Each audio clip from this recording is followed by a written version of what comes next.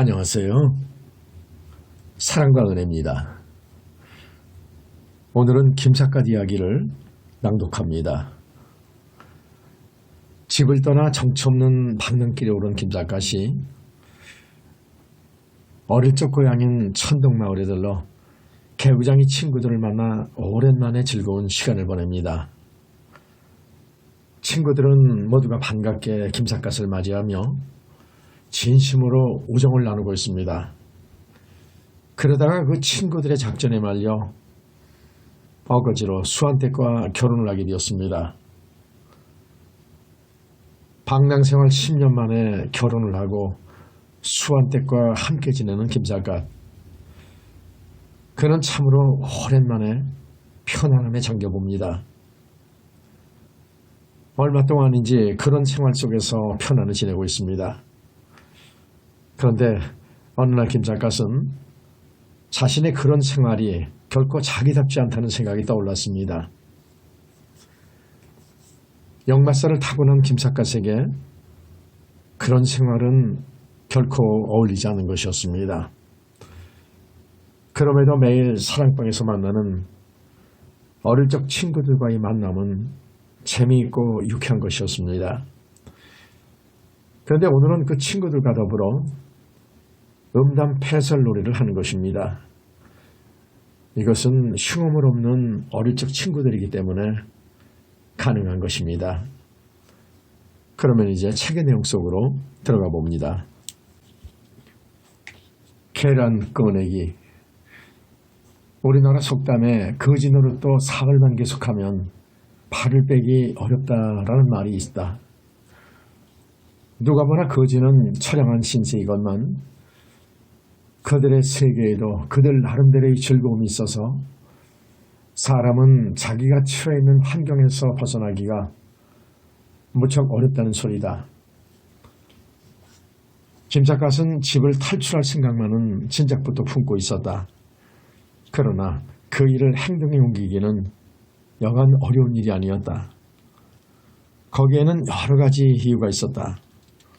첫째는 몇 달 동안 호강을 하며 살아오다 보니 이제는 방랑생활을 다시 시작하기가 몹시 을씨년스럽게 느껴졌기 때문이었고, 둘째는 아무 말도 없이 집을 나가버리면 수한댁이 절망에 빠진 나머지 자살이라도 하지 않을까 하는 걱정이 앞섰기 때문이었고, 셋째는 아무 말도 없이 천동마을을 떠나버리는 것은 친구들의 우정에 대한 배신 행위 같기도 했기 때문이었다.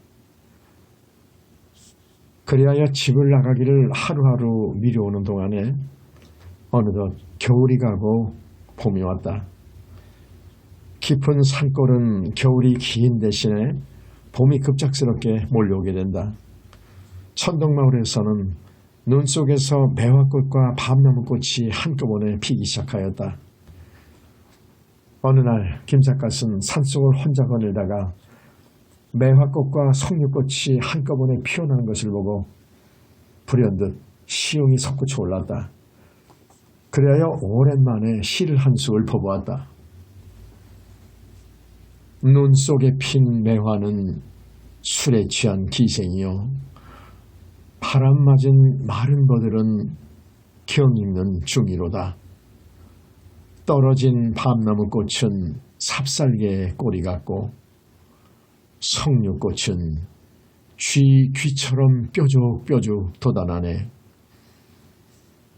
눈앞에 보이는 여러 가지 꽃 모습들을 비유법으로 한번 읊어본 것이었다.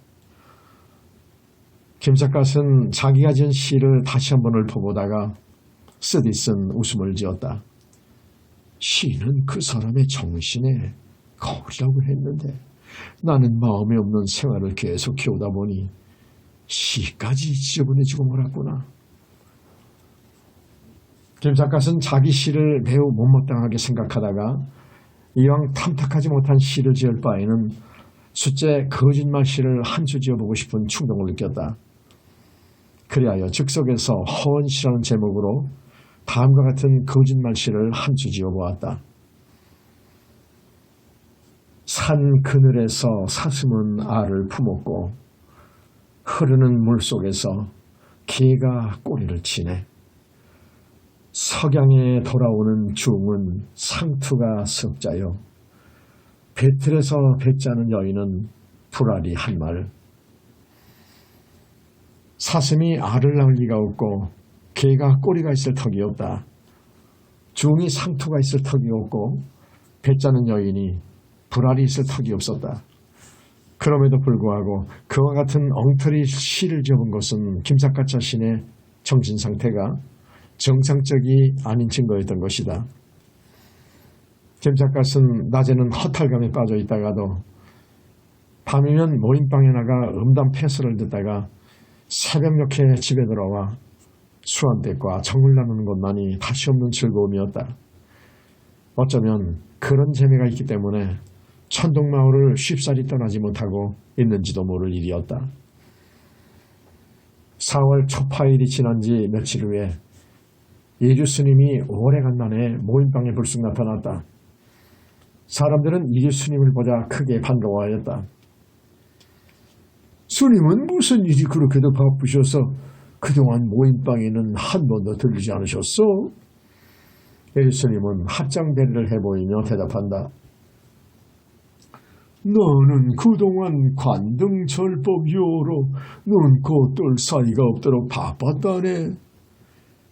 도대체 관등절법요라는 건 어떤 것이요? 누가 그렇게 묻자 이주 스님은 손을 들어 때리는 신용을 해보이며 이 사람 전에는 관동절도 모르는가? 관등절이란 부처님께서 탄생하신 4월 초파일을 말하는 것일세. 절에서는 그날만 되면 축하의식을 대대적으로 거행한다네.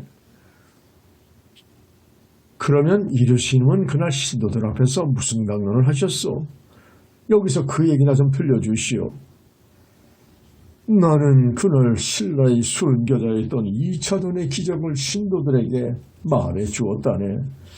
신도들은 나의 강론을 듣고 여간 탄복하는 게 아니었어.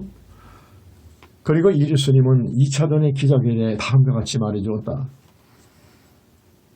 신라 법흥왕 때 불교가 우리나라에 처음으로 들어올 때의 일이다. 모든 사람들이 불교에 관심이 없는데 이차돈만은 불교를 절대로 신봉하였다. 왕은 국법에 어긋난다고 해서 이차돈을 사형에 처하게 되었다. 이차돈은 처형을 당하며 다음과 같은 예언을 하였다.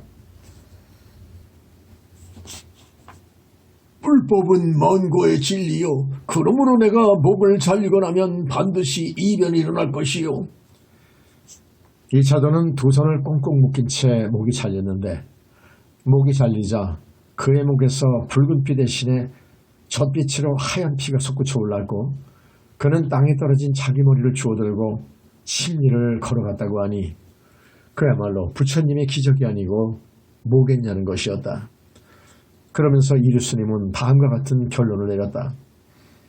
중생을 제도하려는 부처님의 기적은 그렇게도 영험하신 것일세.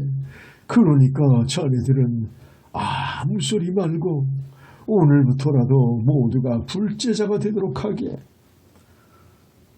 김작가는 묵묵히 듣기만 하고 있다가 문득 다음과 같은 질문을 하였다. 스님, 이차돈은 두 손을 꽁꽁 묶인 채 목이 잘렸다고 했는데 손을 꽁꽁 묶인 사람이 어떻게 자기 머리를 들고 걸어갔다는 말씀입니까? 이주 스님은 그 질문을 받고 약간 당황하는 빛을 보이다가 이 사람아, 입으로 안 되면 이빨로 물고 갔을 게 아닌가? 하고 대답하는 바람에 여럿은 모두들 포복절도를 하였다. 선동마을에는 세 명의 유명한 이야기꾼이 있다. 뭐 덕망이 높다거나 학식이 풍부하다거나 해서 유명하다는 소리가 아니다.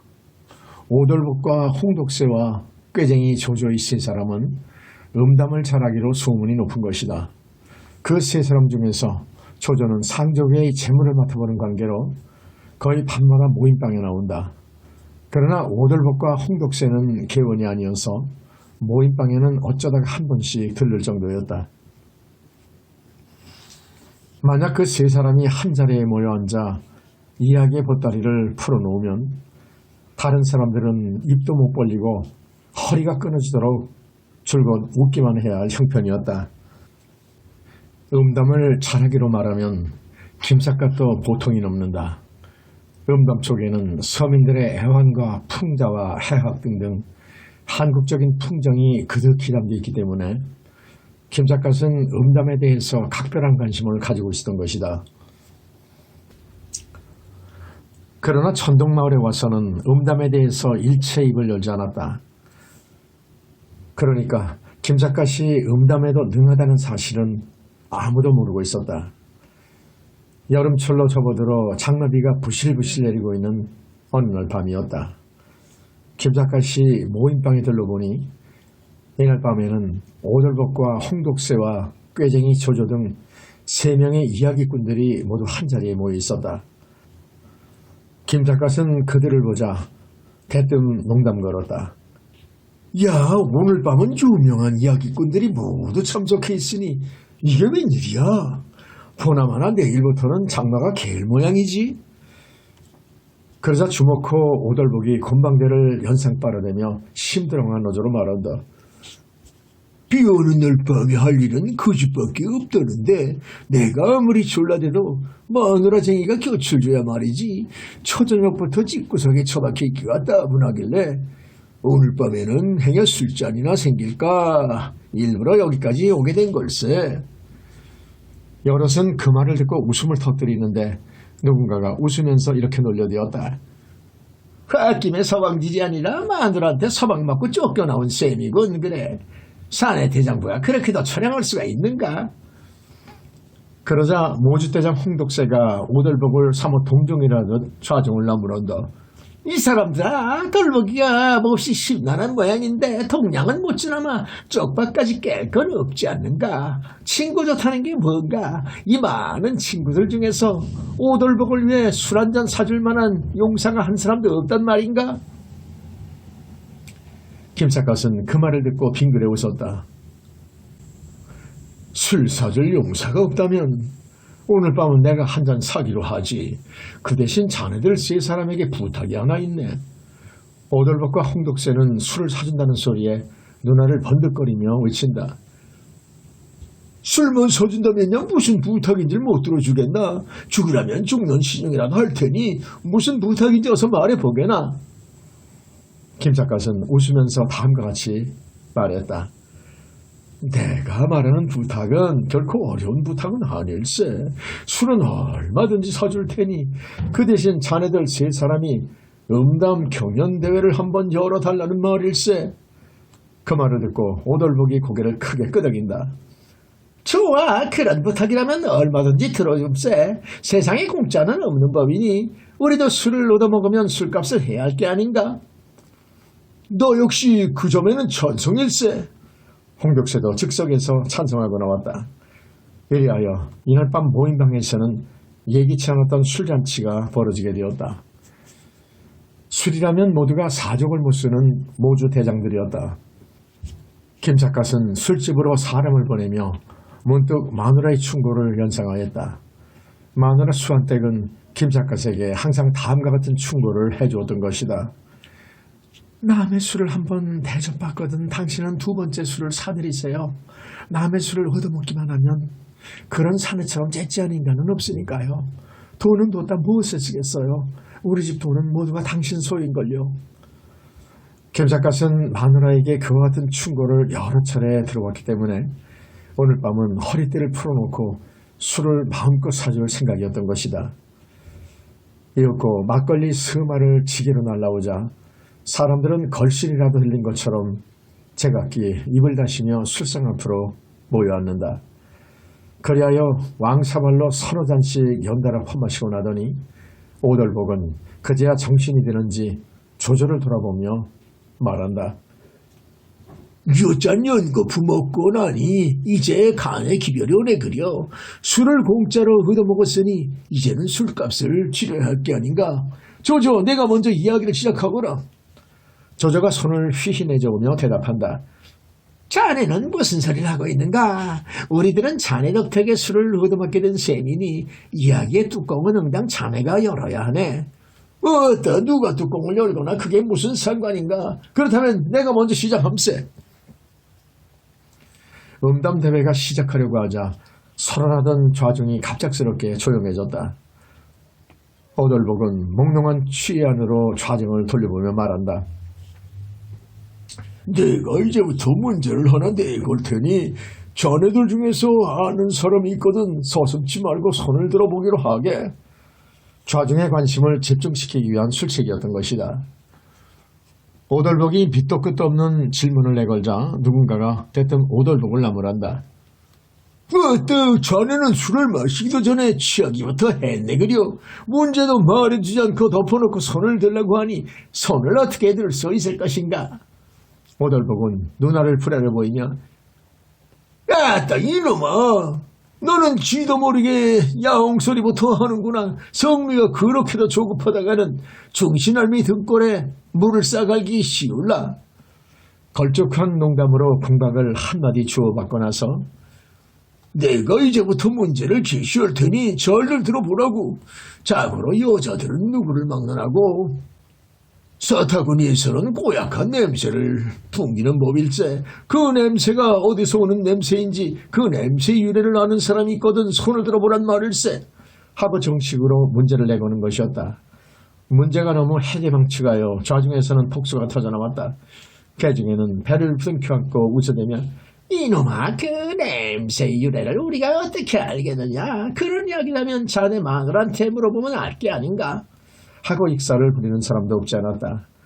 그러나 호돌복은 그와 같은 희살에는 귀도 기울이지 않고 좌중을 오연히 둘러보며 이 많은 선애들 중에 그 냄새 유래를 아는 자가 한 명도 없단 말인가. 여보게 사갓, 자네는 요식하니까 그 냄새 유래를 자네만은 잘 알고 있겠지. 그런데 자네는 어째서 손을 들지 않는가. 하고 김작갓에게 정면으로 화살을 쏘아 갈기는 것이었다. 김작갓은 소리를 크게 내 웃으며 자네는 사서삼경에도 없는 질문을 하고 있으니 내가 어떻게 알 수 있겠나.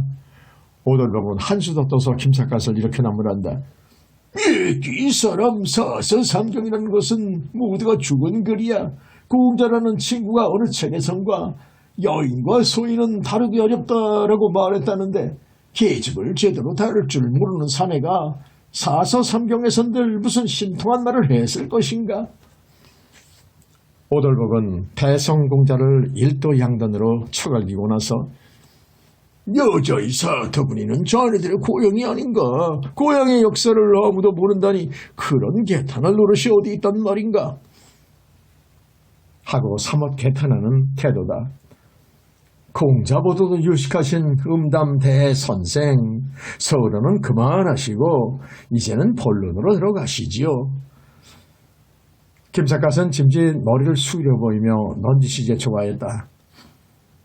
오돌복이 무슨 얘기를 하려고 그처럼 웃으대는지 이야기의 내용이 참으로 궁금했기 때문이었다. 가만있죠. 그러면 이제부터 자네들에게 고향에 대한 역사를 말해줘야겠는데 우선 목을 충분히 죽여놓고 보세. 오돌복은 술을 석 잔이나 더 마시고 나더니 그제야 다음과 같은 이야기를 들려주기 시작하는 것이었다. 옛날 어느 산골에 제법 곱살스럽게 생긴 복녀라는 처녀가 있었다. 나이가 20살이 가깝건만 눈에 드는 신랑감이 없어 시집을 가지 못하고 있었다. 그런데 그 마을에서 남의 집에 모숨을 살고 있는 갑선이라는 총각놈이 진작부터 복녀에게 엉큼한 생각을 품고 있었다. 물론 복녀는 갑선이 따위는 거들떠보지도 않았다. 갑선은 복녀를 만날 때마다 자기와 결혼하자고 졸라댔으나 복녀는 그때마다 매정스럽게 거절해버렸던 것이다. 복녀는 음양의 이치를 잘 알고 있는지라 세월이 흐를수록 남자 생각이 간절하였다. 그리하여 어느 따뜻한 봄날에는 산속에서 나무를 하다가 남자 생각이 하도 간절하여 양지바른 잔디밭에서 달걀을 가지고 자덕행위를 하기 시작하였다. 달걀을 음부 속으로 밀어넣었다 꺼냈다는 것이 제법 즐거웠기 때문이었다. 그와 같은 장난을 한참 계속하다 보니 나중에는 쾌감이 절정에 달하는 바람에 자기도 모르게 달걀을 음부 속으로 깊숙이 밀어넣어버렸다.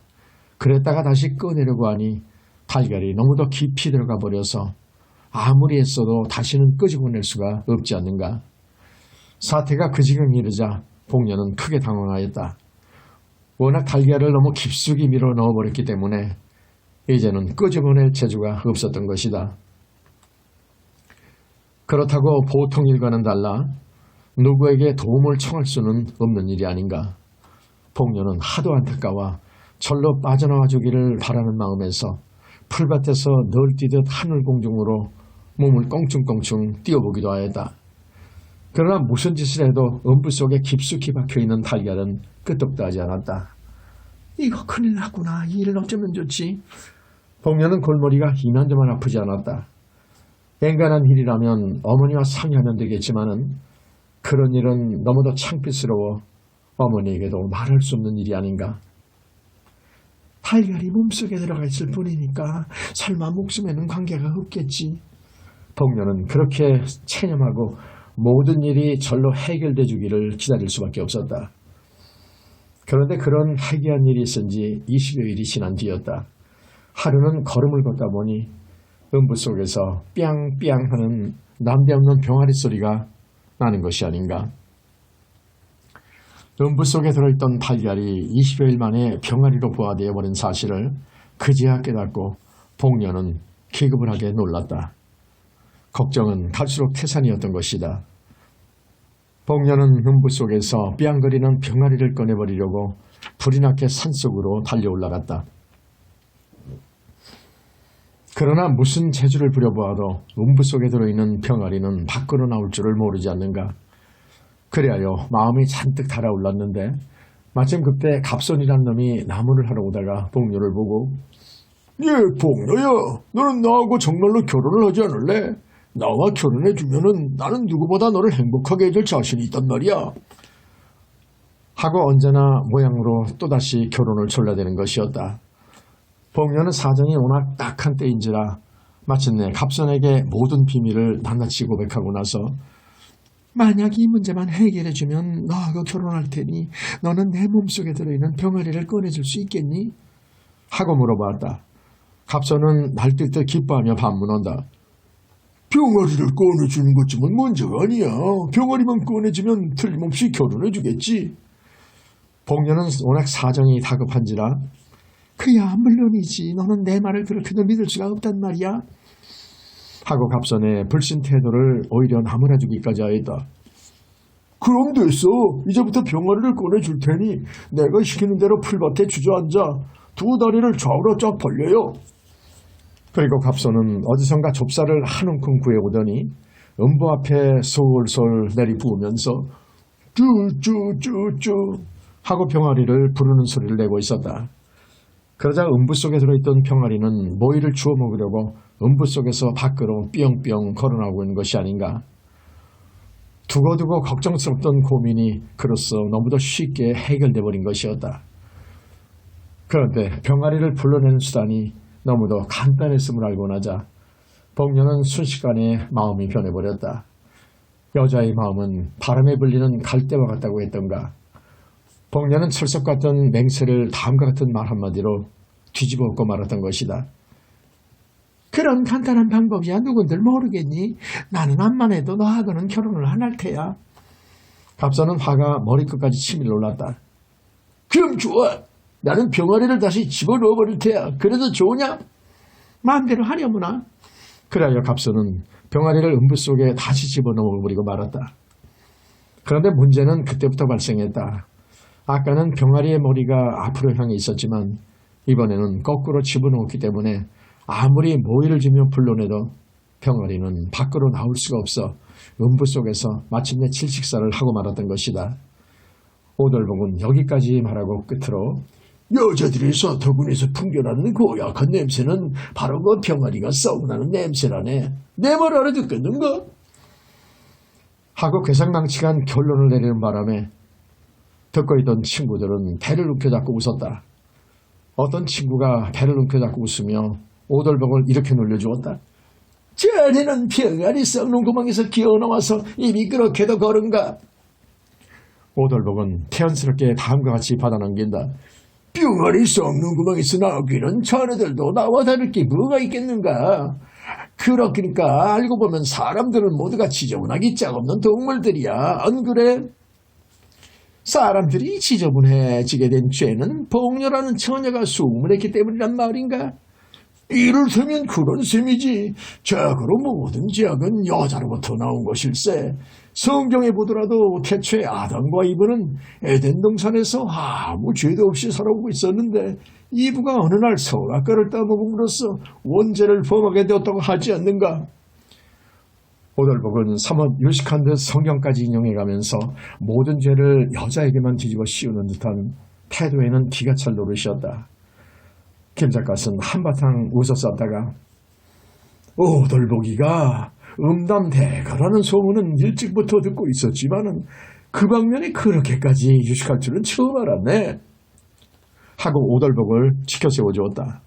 오돌복은 술을 마셔가며 이 사람아, 내가 뭐가 유식하단 말인가? 음담 잘하는 사람을 유식하다고 말한다면 나보다 더 유식한 사람은 홍독새일 걸세. 아니야, 홍독새 이야기는 아직 들어보지 못했지만 자네 이야기는 매우 과학적이었어. 너의 이야기가 과학적이었다고? 과학적이란 도대체 뭐 말라 죽은 귀신을 말하는 것인가? 자네는 음부 속에 들어있던 계란이 20여일 만에 병아리로 부화되어 나왔다고 말했는데 그것은 과학적으로 근거가 확실하거든. 그리고 복녀라는 처녀가 음부 속에 들어있는 병아리만 꺼내주면은 갑선이와 결혼을 하겠노라고 약속을 했다가 병아리를 불러내는 수단이 간단한 것을 알고 나자 순식간에 마음이 변했다고 말한 것도 여자들의 변하기 잘하는 심리를 현실적으로 증명해준 셈이 아닌가.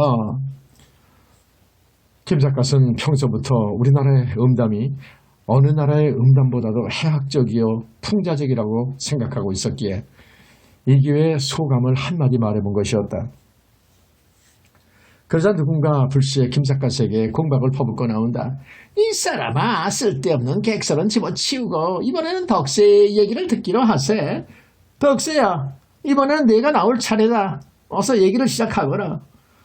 덕새는 구석에서 술을 마시고 있다가 혼잣말로 썰거린다. 술은 석 잔밖에 못 얻어 먹었는데 천냥 주고 배운 이야기를 석 잔 값에 팔아버리란 말인가. 그 바람에 좌중은 또다시 웃음바다가 되었다. 홍독새는 이야기보다도 술에 미련이 있어 보이자 옆에 앉아있던 친구가 얼른 따라주며 말한다. 이 사람아, 내가 술을 한 잔 따라줄 테니 이 술을 마시고 나서 이야기를 빨리 시작하게. 천냥을 주고 배웠거나 만냥을 주고 배웠거나 간에 이미 약속한 이야기는 빨리 들려줘야 할 게 아닌가. 덕새는 술 한 잔을 단숨에 들이켜고 나더니 하기는 그래, 술 한 잔에 천냥빛을 탕감해준다는 이야기도 있거든. 그러면 자네들 소원대로 이제부터 이야기를 시작하기로 하세. 하고 말하며 얼굴을 드는데 보니 덕새의 콧수염에는 뽀얀 막걸리가 고드름처럼 방울방울 매달리는 것이 아닌가. 입심 사나운 친구들이 그 꼴을 보고 가만히 있을 리가 없었다. 여보게 덕새, 전에 수염에는 웬 놈의 음수가 그렇게도 많이 매달려 있는가? 그 바람에 좌중에는 또다시 웃음판이 한바탕 벌어졌다. 이윽고 덕새가 취기 어린 눈으로 일동을 둘러보며 입을 열어 말한다. 조금 전에 돌보기가 이야기를 시작할 때 수수께끼를 한마디 물어보았으니 나도 자네들한테 수수께끼를 한마디 물어보기를 하겠다. 사람은 누구나 자기 물건을 남에게 주기를 악구하는 법이다. 돈을 줄 경우에는 그렇고 물건을 줄 경우에도 그렇다. 사람은 누구나 그처럼 깍쟁이 근성을 가지고 있는 것들이야. 그러나 사람은 깍쟁이 근성을 가지고 있음에도 불구하고 남에게 아낌없이 주고 싶어하는 물건이 꼭 하나 있네. 그 물건이 어떤 물건인지를 자네들은 알고 있는가? 김 작가는 덕새가 노리는 점을 대번에 알아채고 빙그레 미소를 지었다. 그러나 다른 친구들은 제각기 고개를 기울인다. 이 사람은 자기 물건을 남에게 아낌없이 주고 싶어하는 사람이 어디 있단 말인가? 덕새는 고개를 설레설레 내저으며 자네들하고는 얘기가 안 되겠는걸? 그리고 이번에는 김 작가에게 묻는다. 여보게 작가, 자네도 모르겠는가? 다 알고 있으니 군소리 집어치우고 어서 얘기나 시작하게. 뭐 자네만은 알고 있다고? 어디 정말로 알고 있거든. 여러 친구들 앞에서 정확한 대답을 한번 해보게. 김삿갓은 하도 어이가 없어 웃을 수밖에 없었다. 여보게 덕세, 자네 몹시 취했나 보네 그려. 알고 있다면 그런 줄 알고 이야기를 시작할 일이지. 나의 대답을 꼭 들어야만 하겠는가? 그러자 이번에는 다른 친구들이 김삿갓을 나무란다. 여보게 삿갓, 자네만 알고 우리들은 몰라도 좋다는 말인가? 자네가 알고 있거든. 우리한테도 속 시원하게 알려줘야 할 게 아닌가? 김삿갓은 어쩔 수 없이 여러 사람들 앞에서 큰 소리로 이렇게 대답해 주었다. 남에게 아낌없이 주고 싶어하는 물건은 자네들의 사타분에 달려있는 물건 외에 또 뭐가 있겠는가? 자네들은 눈치가 왜 그렇게도 어두운가? 사람들은 그제야 알아듣고 모두들 박장대소를 하였다. 수수께끼가 이제 풀렸네 그려. 그것만은 옳은 소리야. 마누라가 돈을 달라고 하면 화를 내다가도 잠자리에 들면 그 물건만은 아낌없이 주려고 애를 쓰거든. 그 물건을 아낌없이 주고 싶어하는 것은 어디 마누라에게 대해서뿐인가? 남의 집이야 편애를 볼 때에도 그 물건만은 아낄 줄을 모르는 법이 아닌가? 중구난방으로 한바탕 떠들어대고 나자 덕세는 그제야 다음과 같은 이야기를 시작하였다. 그 옛날 함경도 종송 땅에 키가 9척이나 되는 김서방이라는 자가 살고 있었다. 김서방은 키가 남달리 큼에 따라 그 물건도 남달리 거대하였다. 세상에 아낌없이 남에게 주고 싶어하는 물건은 그 물건밖에는 없는데 김서방만은 그 물건이 워낙 거대하여 보통 여자들은 그것을 받아들일 체주가 없었다. 그 물건이 얼마나 요란스러웠으면 친구들은 김서방을 빨래방맹이라고 부르지도 않고 홍두깨라는 별명으로 불러왔을 것인가. 어떤 여자는 멋모르고 김서방을 가까이 하려고 했다가 기급을 하며 놀라 아이고 사람 살려라 하고 고함을 지르는 바람에 도망을 쳐버린 일도 한두 번이 아니었다. 그러니까 김서방은 절망을 할 수밖에 없었다. 놈들은 저기 물건이 작은 것을 헌터놓고 있는데 나만은 훌륭한 물건을 타고났음에도 불구하고 그 물건을 제대로 써볼 기회조차 없으니 이러고야 무슨 재미로 살아갈 것인가. 김서방은 절망을 해도 보통 절망한 정도가 아니었다. 그래요 나중에는 에라 이런 꼴로 살아가느니보다는 차라리 세상 구경이나 마음대로 하다가 죽어버리고 말자 하는 생각에서 마침내 정처 없는 방랑의 길에 올랐다. 따뜻한 남쪽의 나라인 동네 부산까지 구경하고 나서 바다에 빠져 죽어버릴 결심이었던 것이다. 세상 구경이나 하다가 죽으려고 김서방이 방랑의 길에 오른 것은 봄이 저물어가는 4월 초순께의 일이었다. 종송에서 회령, 경성, 길주, 단천, 북청경지를 거쳐 남으로 안변까지 내려왔을 때에는 계절은 어느덧 복중으로 바뀌어버렸다. 한여름에 길을 걸으려면 전신에서 땀이 물 흐르듯 흘러내린다. 얼마를 오다 보니 마침 길가에 소나무 숲이 있었다. 500~600년쯤 되어보이는 무수한 소나무들이어서 보기에도 무척 시원스러워 보였다. 에라 그 비가 내리는 것도 아니니 저 소나무 그늘에서 푹 쉬어가기로 하자. 김서방은 소나무 그늘에 주저앉아 한가롭게 땀을 들이고 있었다. 한나절 몸을 식히고 나서 다시 일어서려고 하는데 때마침 저쪽에서 젊은 아낙네 하나가 괴나리 보따리를 들고 소나무 그늘로 들어오고 있었다. 그 여인도 쉬어가려고 그늘을 찾아오고 있는 모양이었다. 김서방은 일어서려다 말고 금방 나타난 여인의 동태를 견눈으로 지켜보고 있었다. 여인은 서너 간쯤 떨어진 돌 위에 건터 앉았더니 손수건으로 땀을 씻는다. 첫눈에 보아도 키가 크고 몸집이 늠름한 것이 가히 여장부라고 말할 수 있는 여인이었다. 여인은 땀을 씻고 나더니 웬일인지 땅이 꺼질 듯한 한숨을 쉬고 있는 것이 아닌가. 저 여인은 무슨 사연이 있게 한숨을 저렇게 쉬고 있는 것일까? 김서방은 무심증에 호기심이 솟았다. 그렇다고 남녀가 유별인지라 생면부지의 여인에게 말을 함부로 걸 수는 없었다. 그러니까 잠자코 동태만 지켜보고 있을 뿐이었다. 여인은 김서방이 멀지 않은 곳에 앉아있는 것을 모를 리가 없지만 잠시 후에는 또다시 한숨을 쉬고 있었다. 저 여인은 필연코 무슨 곡절이 있는 여인이로구나. 그렇게 단정한 김서방은 붉은 곡직하고 가까이 다가와 염치불구하고 여인에게 말을 걸었다. 초면을 신뢰합니다. 나는 함경도 종송태생으로 세상 구경을 떠돌아다니는 방랑객이올시다. 보아하니 아주머니는 아까부터 한숨을 쉬고 계시는데 무슨 사연이 있기에 한숨을 그렇게 쉬고 계시오? 여인은 약간 뭉뭇거리다가 조그맣게 대답한다. 저에게는 남에게 말 못할 사정이 있어서 그런답니다. 김서방은 그 대답에 용기가 솟아 가까운 도리에 마주 주저앉으며 다시 수작을 걸었다. 아주머니는 내가 초면이어서 통사정하기를 꺼리시는 모양이군요. 그러나 배 안에서부터 구면은 사람이 어디 있겠소이까.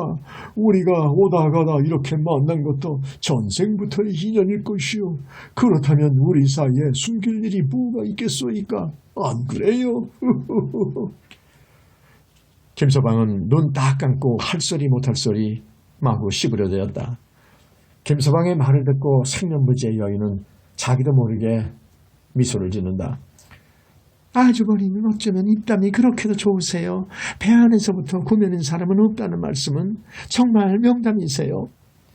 김서방은 여인의 경계심을 풀어주려고 일부러 너털 웃음을 웃어 보이며 말이야 말은 대로 말이지. 우리가 오늘은 처음 만났으니까 초면이지만 내일 다시 만나면 구면이 아니겠소이까 하고 우리라는 말에 의식적으로 힘을 줘 말했다. 김서방이 체면불구하고 말을 함부로 짓거린 데는 자기 나름대로 엉뚱한 생각이 따로 있었다. 김서방은 그 여인의 키가 유난히 크고 몸집이 무척 우람스러운 데 대해 관심이 특별히 깊었기 때문이었다. 몸집이 저만큼 우람스러운 여자라면 나의 거대한 물건을 좋게 감당해낼 수 있지 않을까 하는 기대감이 있었기 때문이었다.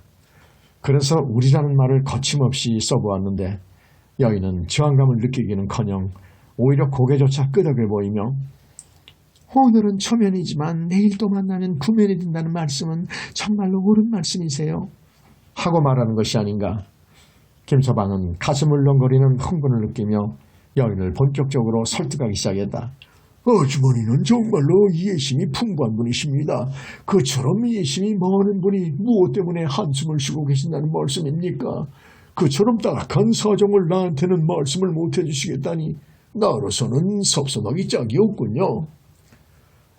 여인은 한숨을 씹어삼키며 대답한다. 저의 딱한 사정은 아무한테도 말할 수가 없는 일인걸요. 혹시 내가 도울 수 있는 일이 있다면 목숨을 걸고 도와드릴 각오가 있는데 그래도 안 되겠습니까? 제 사정만은 정말로 누구한테 말씀드릴 수 없어요. 그러니까 다시는 묻지 말아주세요. 여인은 자기 얘기에 대해서는 휘갑을 쳐버리고 나서 참 아까 듣자니까 아주버니는 세상 구경을 나선 방랑객이라고 말씀하셨는데 무엇 때문에 가족들을 버려두고 세상 구경을 나섰다는 말씀입니까? 하고 묻는 것이 아닌가. 김서방은 이때라 싶어 한숨을 새삼스럽게 섞고 쉬어 보이며 말한다. 가족이요? 내게 가족이 있다면 미쳤다고 세상 구경을 나서겠소이까? 마누라를 아무리 얻고 싶어도 와줄 여자가 있어야 말이죠. 하도 기가 막혀 세상 구경이나 실컷 하다가 죽을 생각이라오. 여인은 그 말을 듣고 눈을 커다랗게 뜨며 놀란다. 여인은 김서방의 말을 도저히 믿을 수가 없었다. 아주버니는 풍채가 유난히 뛰어나신 분이세요. 그런 분한테 마누라로 와줄 여자가 없다는 말씀은 무슨 말씀이세요? 은근히 치켜 세워주므로 김서방은 어깨가 으쓱해왔다. 호대만은 나무럽지 않게 훤칠하지요. 그러나 결혼하겠다는 여인이 없는 것만은 사실입니다. 거기는 나에게는 남에게 말 못할 특별한 사정이 있지요. 그 사정을 알고 나면 마누라로 오지 않겠다고 도망을 가는 것도 무리는 아닐 겁니다. 김서방은 아리송한 말로 여인을 자꾸만 미궁 속으로 몰아넣었다. 그러니까 여인은 이야기를 들어갈수록 궁금할 수밖에 없었다. 특별한 사정이 있다고 말씀하셨는데 그 특별한 사정이란 어떤 것을 말씀하시는 겁니까? 그것만은 나 역시 아주머니처럼 남에게 말 못할 비밀입니다.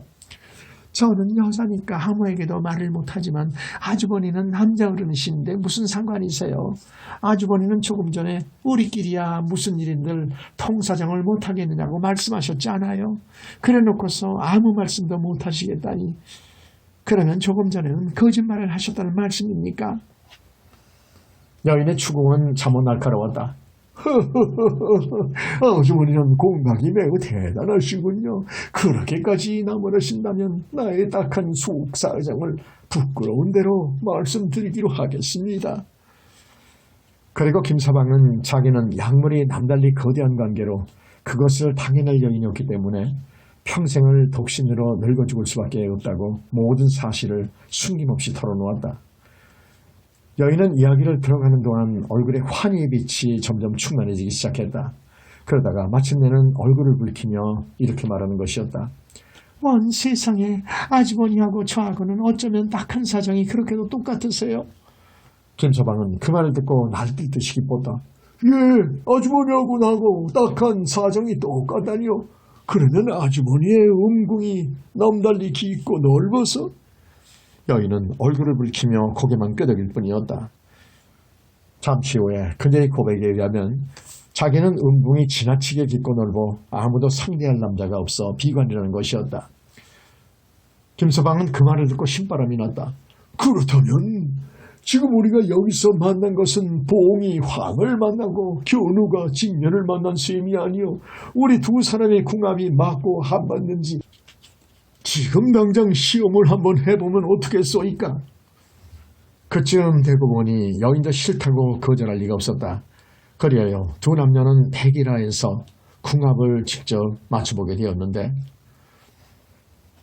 덕세가 여기서 이야기를 일단 중단해버리자 좌중은 포복절도를 하면서 이 사람아 빨리 계속하지 않고 뭐하는 거야? 하고 제각기 고함을 질러대는 것이었다. 덕세는 이야기의 명수인지라 요긴한 대목에서 청중을 감질나게 해주려고 이야기를 일부러 중단해가면서 가만히 있자. 이야기도 좋지만 목이 말라 못 견디겠는걸. 나 목이나 좀 축이고 보세. 하고 말하며 술을 석 잔이나 연거푸 마셔대는 것이었다. 이 사람아 술도 좋지만 중요한 대목에서 김이 새면 이야기가 싱겁게 되지 않는가. 누군가가 그렇게 공박을 퍼붓자 덕세는 눈을 껌뻑거리며 이놈아 쓸데없는 걱정 그만하거라. 연놈이 잔뜩 독이 올라 이제부터 사생 결단을 낼 판인데 김이 새기는 어느 틈으로 샌단 말이야. 하고 독서를 퍼부어주고 나서 좌중을 둘러보며 이야기를 이렇게 계속하는 것이었다. 사내놈의 물건은 거대하기 짝이 없었지만 여인의 음궁도 넓고 깊이가 이를 데 없어서 자꾸만 들어갈수록 계집은 소리를 질러대며 좋아만 하더란 말이야. 사내놈은 그 물건을 처음으로 아낌없이 써보는지라 기분이 좋아서 이래도 항복을 못하겠느냐 이래도 항복을 못하겠느냐 하고 코맨 강아지 쥐구멍 쑤셔대듯 결사적으로 파고들었지만 계집은 그럴수록 조금만 더 하며 콧소리를 질러대는 것이 아닌가. 덕세가 손짓 콧짓을 해가며 워낙 실감나게 주워 섬기는 바람에 좌중은 허리를 움켜잡고 지랄 발광을 할 지경이었다. 이 사람아 그 속이 몇 병이나 되기에 그렇게 자꾸 들어가기만 한단 말인가. 모르는 소리구먼 어게. 극락세계란 본디 10억 마일리의 깊이가 있다고 하지 않는가.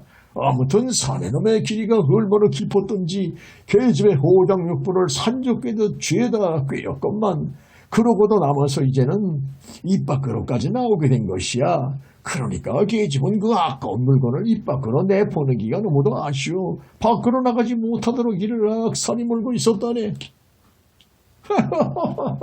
그 계집이 얼마나 좋았으면 이를 악물고 있었을까.